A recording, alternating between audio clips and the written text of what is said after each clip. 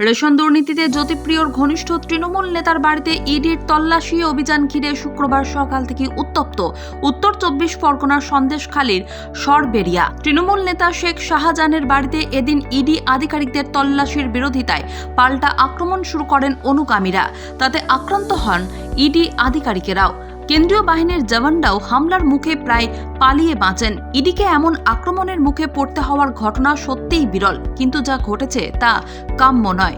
সরকারকে এর যথাযথ ব্যবস্থা নিতে হবে বলে তীব্র সমালোচনা করলেন রাজ্যপাল সিবি আনন্দ বোস। এদিন সন্দেশখালীর ঘটনা নিয়ে একটি অডিও বার্তা দিয়েছেন রাজ্যপাল।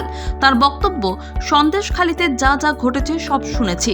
আমি অত্যন্ত উদ্বিগ্ন গোটা পরিস্থিতি নিয়ে। এ ধরনের বর্বরতা, গুন্ডামি বাংলায় বরদাস্ত করা যাবে না।